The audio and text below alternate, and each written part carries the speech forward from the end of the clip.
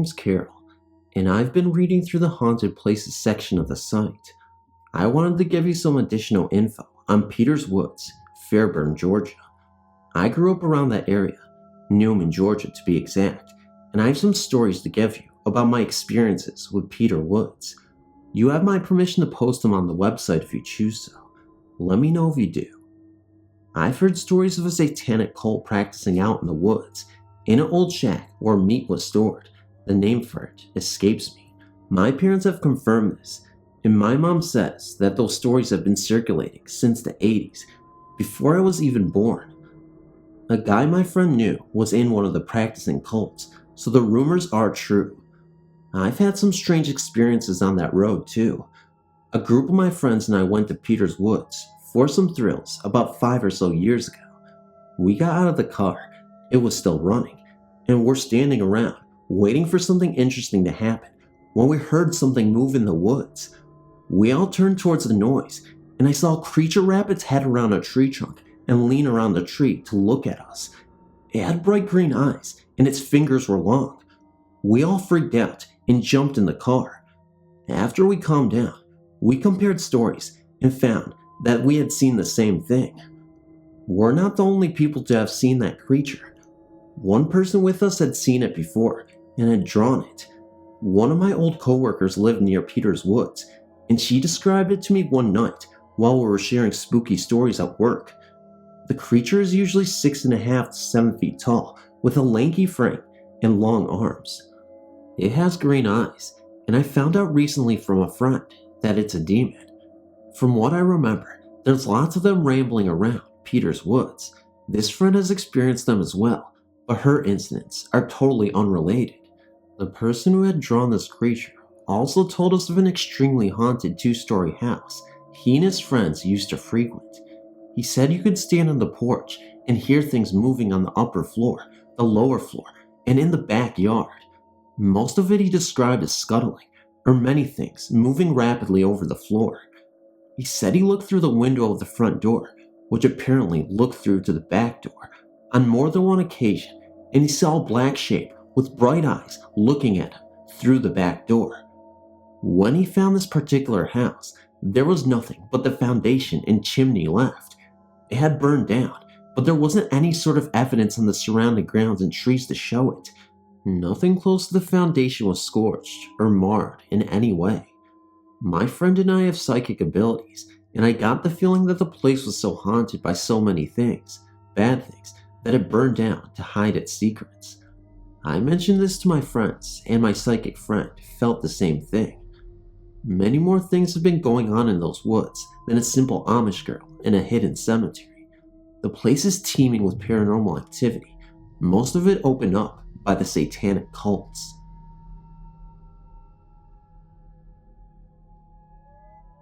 I have visited the hanging tree several times when I was in my teen years. Anytime that I've been out there, it has always been very dreary. Even on the brightest of days, it is very gloomy. One Halloween night, about 15 of us went out in 3 separate vehicles. There were 5 of us in the truck that I was in. All of us were beside the driver's side door. At midnight, there was the most god-awful noise that came out of the woods. It sounded like a man that was screaming while he was getting his throat sliced. I can still to this day hear the noise in my head. I cannot make the noise, and the description that I gave is the best explanation that I can give. Needless to say, that in the 3 seconds flat, we were all in the truck and at the end of the road before we stopped to take a breath. I still have the scar on my leg from driving into the bed of the truck as the driver was pulling away. I've not been back there since. I did not hear screams or laughter, never heard someone's feet dragging on top of the vehicle or jumping on the vehicle, just the god-awful noise. Also, I would like to inform you that the Newport Hotel is haunted. I've never had a personal experience with these ghosts. The former owner, Jack, I don't remember his last name, has had experiences with them along with some past employees. Please know the above information is true and accurate to every letter of the word. I moved to the Airline Road area back in 1999 with my parents before going off to college. One day, I was wading along the Little Cotton Indian River with my fishing pole and came up to the Airline Bridge Road. A very bad odor like something was dead was filling my nose. Just under the side of the bridge, lying on the rocks below, was a dead dog which must have been hit on the road and thrown over the bridge. The body had been decomposing and was a real mess. The hair of the dog was often in piles, lying around the body. I quickly left and headed home. That evening, I was talking to a friend of mine which has lived in the area her whole life and had told me stories of this Airline Road bridge. While on the phone and outside in front of our house, I could hear a large dog barking back down through the woods towards the bridge. I told my friend on the phone about the dead dog I had seen earlier that day, and it must have been another dog feeding on the carcass. She laughed at me and told me again that the bridge was haunted and that I should go down there and check on the dead dog again. I built up the nerve and headed down towards the bridge. Using a spotlight, I overlooked the bridge at the rocks where the dead dog had died earlier, only now I didn't see anything down there. I walked down the side of the bridge to get a closer look. There was no body or bones left. I thought that another dog had just dragged out the carcass and that was it. Then I remembered the piles of the dog's hair that had been just lying around. To my surprise, there was no hair anymore either, just a clean rock surface. So at that point, I ran as fast as I could back to the house, and I can't help but to think, to this day, for some reason, that the dead dog had come back to life for the night. I took a buddy of mine down to the bridge the following morning, and the dog's body, the bones, and the hair were back on the rocks as if they had been there all along. Also one night, around midnight, I was driving my car across the bridge, and just after I came onto it, my headlights, interior lights, and my radio all shut off at once. The engine kept running, but all of my electronics had shut off. I floored the gas as hard as I could because I had heard about the car stories of the bridge. Once again, just after getting to the other side of the bridge, all my electronics came back on. I had the car for another 4 years and never had another problem with any of its electronics. I've heard a story about the bridge and why it is haunted, if you ever like to hear it. Something about an old lady crossing it in a horse and buggy, way back when it was a wooden bridge, and the carriage fell off the bridge, killing the old lady on the rocks below. There's also a very old concrete building hidden in the trees, right beside the bridge. Rumor has it that Kellytown was the first place around to have power, and this old building must have been part of that operation. The weird part is that there are no doors into this concrete building. It stands maybe about 25 feet tall on one side, and the other side runs into the side of the hill. The old roof is full of holes now, and I pity kids who try to walk onto it. It looks like a good place for someone to fall into and break their leg. The only way into the concrete building would be a long ladder. The inside looks as though it's full of leaves and other debris. I'd love to find out what's really inside the building, or who.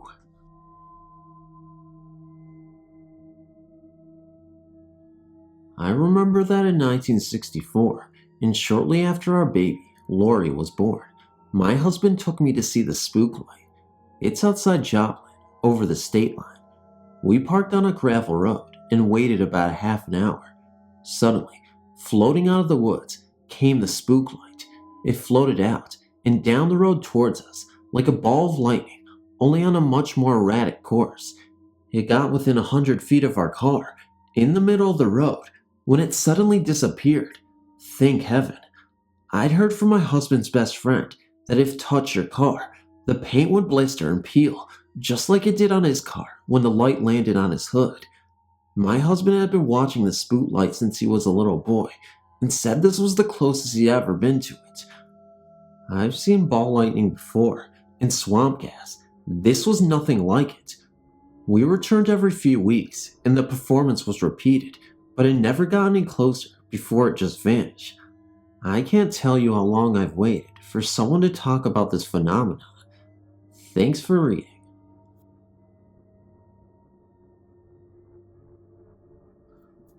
Hi, I'm a freshman at Ohio University in Athens, Ohio. We've been named the most haunted place in Ohio and the 13th scariest place in the world by the television show Scariest Places on Earth that is shown on Fox Family Channel frequently. I've only had one personal experience so far here, but I've spent a lot of time researching and getting all the legends that center on our school and town, and I thought you might like to know some of them. The residence hall that I live in, Bush Hall, is one of the least haunted buildings on campus. Everyone who has lived here for years and years has heard strange sounds that no one can explain. It comes from the ceilings, and it sounds like there is someone in the room above dropping marbles on the floor, one by one, over and over. It's been said that it also sounds like drops of water, except heavier, perhaps blood. My roommates and I have heard these stories, along with most of the other girls in the building. It's also said that the footsteps follow people in the halls at night, and the water fountains turns on by themselves to give drinks to ghostly visitors. But I've never seen these things, nor do I know of anyone who has. The sound of dropping marbles happens in every building on campus that is supposed to be haunted, but in most of the other buildings, it sounds like hundreds of marbles all at once. They have tested all the piping and other structural things that might cause these noises, but no explanation has ever been found. In Jefferson Residence Hall, some students went into an abandoned and normally locked room back in 1996. Sitting at an old desk in the corner of the dark room was an older woman of perhaps 40 years. She wore conservative clothes and was described as looking very much like an elementary school teacher from the 50s. The residents at first didn't realize what they were seeing and greeted the woman, only then to realize that she was slightly transparent and floating an inch or so above her chair. The residents ran to tell their RA, and when they returned, the door was closed and locked, with no signs of anyone having been there. The dorm next to mine is Washington Hall. A few years ago, a girls' basketball team came to play our team and stayed at that dorm. They had a wonderful time, laughing and shouting all the time. On their way back home, their bus crashed and every member of the team died. They say you can hear them laughing and shouting in the halls and lobbies of the dorm. A few years ago, a student fell from her fourth floor window in Crawford Hall and died rather gruesomely. She has been seen walking about at dusk, and sometimes she talks to students. The hall has a history of unexplained noises, lights going on and off by themselves, doors opening and closing, and various other strange happenings. A girl died in her sleep at the Convocation Center a few years back, and a girl named Lisa, who has not heard the story, often woke up in the middle of the night screaming that someone was next to her in her bed. They later found out that it was the same room and the same bed that the girl had died in. Across the hall from that room, there was a girl who used to talk to her closet. Her roommates thought she was crazy. She left for the weekend once and told her roommates that her closet was angry and that they should be careful. After she left, the shades began to go up and down, books began to fly, chairs tipped, lights switched on and off, the TV changed channels, and the closet doors flew open and shut. When the girl returned and talked to the closet again, everything returned to normal. A boy also murdered his ex-girlfriend in one of the rooms in the 1980s, and it's said that she walks the halls at night, watching over the students. The scariest and most provable tale on campus happened in Wilson Hall. There was a girl who lived there who practiced in black magic. It was said that she could be heard chanting in strange tongues late at night, and a green light came from under her door. Then no one saw her for a long time. Finally, the RA got a key and opened the girl's room. The girl had slit her wrists, written satanic symbols all over the walls in her blood, and then hanged herself in the center of the room. They cleaned the room, painted over the walls with many coats of paint, and gave the room to 2 other students the following year. They didn't stay there long enough. The symbols and blood came back, and the room glowed green, drawers slammed, and ghostly screams were heard. Finally, the school's officials decided that the room was not safe for students to stay in, so they sealed off the room permanently. To this day, if you go to the room on the 4th floor, you can see a demonic face in the grain of the wood on the door. The story is traceable in the school's records. Ryan Hall is usually considered the most haunted building on campus. It is the oldest residence hall on campus still used as a residence hall. There is supposedly a ghost in the attic, a few on the 2nd floor, and a 3 on the 4th floor, but I haven't been able to find the specific stories behind them, other than witnesses of apparitions, but there is no record of death there. You can't live in or around Athens without knowing about the 5 graveyards that form a perfect pentagon around the entire campus. The pentagon is commonly known as a symbol of magic and otherworldly happenings. It is used as a protection sometimes. The building that is at the very center of the pentagon is the only one on campus that has no tales of ghosts attached to it. They say it is protected by the pentagon. The graveyards are very strange in themselves. One of them has graves laid out north and south, instead of the normal east and west. One of them has a tree and a rock ridge that has rope marks on it from when they used to execute people by hanging. All the graveyards are reportedly haunted. They are a favorite place for cult activities and seances. They say that the Pentagon supplies the power to raise the dead. The cemetery at the ridges, an old insane asylum, is especially spooky. Most of the graves have no names. They're either marked by numbers or nothing at all. There's a circle of unmarked graves with no apparent reason, and it is said that if you sit in the circle, you will be visited by spirits, and there are several tales of spirits following people home from the circle. The asylum has almost hundreds of ghost stories to itself. It was an old institution where hyperactive or slightly disturbed people were kept in solitary confinement and treated with shock therapy. It was shut down in the 80s because it was considered cruel treatment. Some of the patients can still be found in town. One works at the local racks, and another plays his violin on the street for the students walking by. Another stands on the streets and tells people they are living in sin and bound for hell.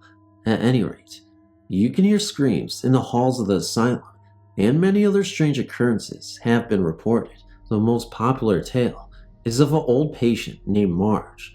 This story is solid proof to back it up.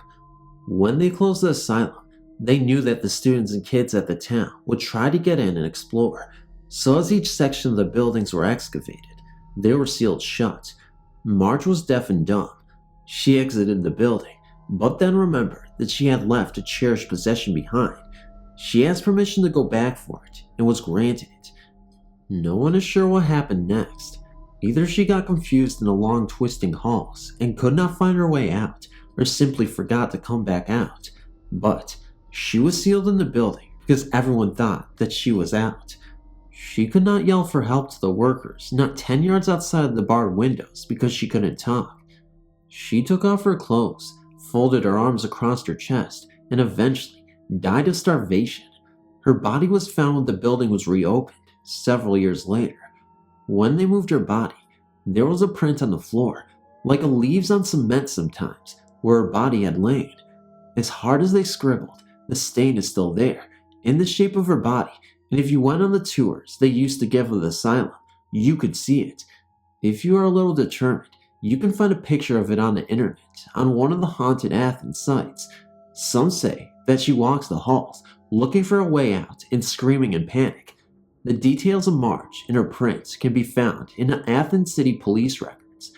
Our school is built on old Indian territory. There is at least one Indian burial ground located under the Memorial Auditorium. There's also a story that is rarely believed about a headless buffalo that roams College Green. It has a story behind it, but it's so ridiculous it's hardly worth telling. There are more believable Indian legends surrounding the area though. So, there are as many of the ghost stories about the school and area as I've been able to tell and find and get details about. Some of them are probably completely untrue. Some are based on absolute research facts. October 23rd, 2001, midnight, Florida. Was twirling around in bed, trying to fall asleep. Tomorrow was going to be bulk pickup. Every 2 months, the garbage men come to pick up large items, such as furniture. I was getting rid of my little dresser.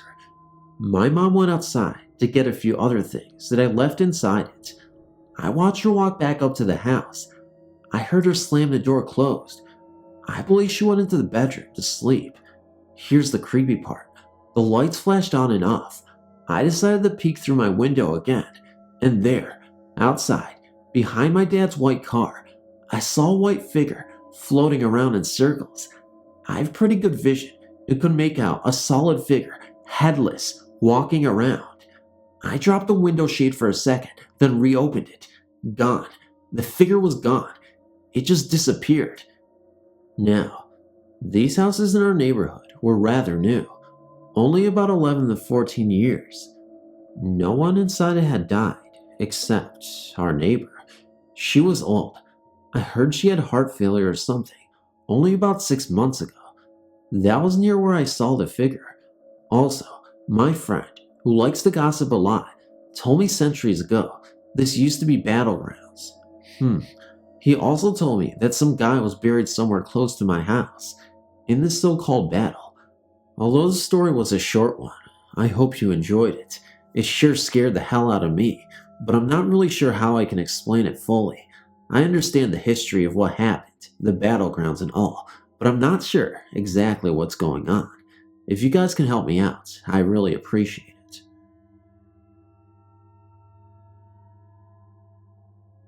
I have always been fascinated by paranormal events, especially listening to and researching ghost stories. I've had several encounters throughout my life and thought that I would share a few with you. I was living with my parents and older brother in an ordinary looking house on the other end of the dead-end street in a city near Green Bay, Wisconsin. I could have been more than 4 or 5 years old when the events started happening to me in that house. The 3 rooms where things would happen were in the bathroom downstairs, in my bedroom at the top of the stairs, and down in the basement. Of course, these types of things always happen in the basement, don't they?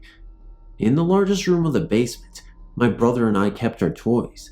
This room was our playroom, where we could be rambunctious while we played and wouldn't disturb my dad, who slept up on the 2nd floor during the daytime. He was a police officer that worked the graveyard shift. To get to the basement, there was a doorway to the stairs, leading down. To the left of this top of the stairs was the door leading to the backyard. The staircase was straight and was always dark, even with the lights on. I grew to become terrified of these stairs, especially if I were climbing down them alone. I always felt like someone was watching me at the bottom of the stairs. I never felt like it was an evil presence, but merely that it liked to scare children and tease them. I remember several times falling down the last few stairs, even when I would make considerable efforts to scoop my way down the last 5 steps. You know that motion, where kids kind of slide down each step on their bumps, rather than walking on their feet. My mother always thought that I was clumsy, despite pleading that I was indeed being careful on the stairs. I think that whoever was down there liked to trip me up on the last few stairs. It delighted in seeing me stumble and fall on my face. Know that it never tripped or pushed me from the top of the stairs, as this type of spill might have ended fatally for me. No, it was always a teasing sort of spirit, kind of like a way an older brother or sister plays tricks and roughhouses with their younger sibling. After stepping off the stairs, you walked straight and entered the playroom, which spanned over to the left. However, if you kept walking straight, there was a short door that led to a sort of closet where my brother and I kept our collection of board games. This room was always icily cold, to the point of being able to see your breath, even in the middle of the humid Wisconsin summers. I hated going near this room, often insisting that my brother or father go fetch the game when we wanted to play one. I guess I sort of deduced that whatever was tripping me on the steps lived in this room, and I didn't want to have any part of it. I guess I was scared that it would lock me in there or something. On to the other rooms. The bathroom was located on the 1st floor and was the only bathroom in the house. There was a frosted window that was above the bathtub on the wall opposite the door. One time, late at night, I went in there and saw the shadowy image of the shoulders and a head of a man in the window. It was a profile view, and he was doing what appeared to be working, swinging what looked like a sledgehammer over his shoulder with both hands. I just froze and stared at it in terror. I watched it for a moment, at first thinking it was my dad outside, but I knew that my dad wouldn't be up to doing anything like that in the middle of the night. He would have been at work anyway. Quickly, I forgot about having a need to use the bathroom and hightailed it up to my bedroom. It was there that I had the most lasting and terrifying experience of my childhood life. My bedroom was to the immediate right of the top of the wooden stairs that led upstairs. Down at the opposite end of the hall was my parents' bedroom, and in the center was a very small room that my mother used as a sewing room. My brother slept in a room downstairs. Since most of my toys were down in the playroom, my bedroom was fairly empty. I had a double bed, a dresser, and a small shelf that held my large collection of stuffed animals. There wasn't even a closet built in this particular room originally, and my father was in the process of constructing me one. All that was completed was a couple of drywall structures off to the wall to the right of my bed. He hadn't even installed a door yet. One night, I was sleeping peacefully on my side, with my back facing the unfinished closet, when I was awakened by a very sharp jab to my lower back, like someone was very forcibly poking me with their finger. It felt like a wake up and get out kind of poke. I instantly opened my eyes, initially thinking it was my brother picking on me. It poked me again, harder this time. I sat up in bed and looked around, but no one was even there. The air seemed really heavy around my bed, dense with a crackling sort of energy. I could still feel the sensation in the area of my back where the thing had poked me, kind of like when you bump into something and know it's going to leave a bruise. So I knew I hadn't been dreaming. Needless to say, I was absolutely terrified, and I leaped out of bed and tore off running to my parents' room. My mom consoled me and let me sleep with her that night, but that wasn't the end of it. The poking happened several times afterwards. My parents would never let me take more than one stuffed animal with me when I went to bed, so after they tucked me in, I would hop out of bed and grab handfuls of dolls and place them around me in the bed, a feeble attempt at making a stuffed animal cocoon, thus, or so I'd hoped, deterring the thing from poking me. Sometimes it worked, and sometimes it didn't. I could never tell if it was the same entity that used to trip me in the basement, but its actions were similar in that it never wanted to harm me too badly. It just liked to frighten and tease. Well, after a long, unsatisfactory marriage, my parents were divorced, and I moved in with my mom and brother down to Texas to be near my mom's side of the family. Thankfully, I was out of the house, but I still built my shield of stuffed animals at night, up until I was about to start junior high school. Like I said, it had made a lasting impression upon me. To this day, I rarely sleep alone with my back to the area of the room where someone could walk up and poke me from behind. I never mentioned the incidents to my mother when I was young, for I was sure my parents would say I was dreaming, etc. When I was older, however, I'd mentioned it to her once while we were talking on the subject of ghosts, and she was dumbfounded by the experience that came out of my mouth. She revealed to me that she used to get odd feelings in the bathroom and kitchen of the house when she was home during the day, while Dad was asleep upstairs and the kids were at school, like she was being watched by an unseen presence, particularly when she would shower. She said she had always chalked it up to overactive imagination or some sort of psychological effect of being in an unhappy marriage to my father. I've never asked my brother if he had any strange experiences in that house. Perhaps I should. I never got a chance to do any research about the house, to learn about its history or previous owners. Now that I'm older, I like to do some digging and see what I can find about the house, if it's still standing. I've had some other encounters when I was older in junior high and high school in a house down in Texas, but I think I will save them for another time, as this post has become long enough. If anyone has any questions about my experience or has had similar things happen to them, I'd love to hear from you. Thank you, and I appreciate your reading.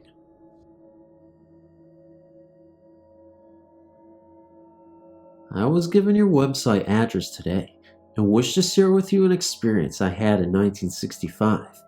I'm in England, my name is Angie, and at the time, had no real idea that I was a medium. I was 22 at the time, staying with my two children at my parents' home in Didcot, Oxfordshire, England, until such time as my husband, who was in the Royal Air Force in Germany, could send for us. One day I had a letter to post Germany and realized that it was almost 11 a.m. The time the local post officer had its mail collected from mailbox outside the shop. I used my mother's bicycle and pedaled up to the box. There, counting mail on the front of his bicycle, was the postman, the mailman. The mailbox was open with a bunch of keys in the lock. In England, if the postman has collected the mail out of the box, he'll often refuse to take your letter. Silly, I know, but it's true. I quickly jumped off my bicycle and stood next to him. He did not look up, just kept thumbing through the mail, in a bag on front of his post bike. I said, "Have I missed a post, please?" The young postman did not look at me for a few seconds, then gave me a strange look and did not reply to my question. I was mad. I walked to the wall of the post office, threw my bicycle against that wall, turned, and got the shock of my life. No postman was there. Box was shot and locked, and this all in about 10 seconds. My first thought was, this can't be happening. I walked over to the box and saw that the letters were still in. I have no idea. Since those days, my clairvoyance has gone from strength to strength, and I now attend spiritualist churches, taking services in clairvoyant evenings as well as helping people who need it. This is my true story.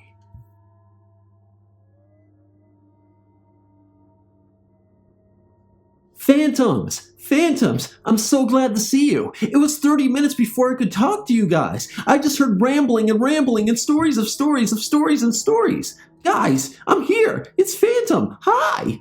I don't know what I'm doing, guys.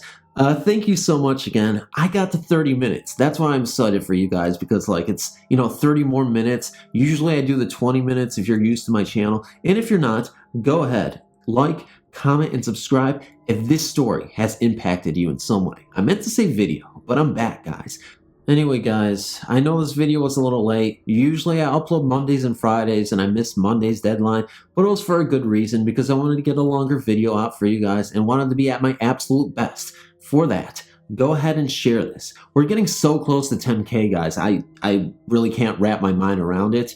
And I feel so happy that we can do it. So we're going to continue that ride of roller coasters again through this channel up until 10K and maybe beyond if I'm good enough and not desperate enough. But I am desperate enough, so I am, that one guy. Anyway, I don't know what I'm saying still. Guys, thank you so much again for tuning in. I'm going to sign off. I'm not going to make this too long, but good night, good morning. I'll see you in the next video, and I'll see you guys with a load of dust. I still don't know what that means. Guys, I don't know. Okay. Love you guys.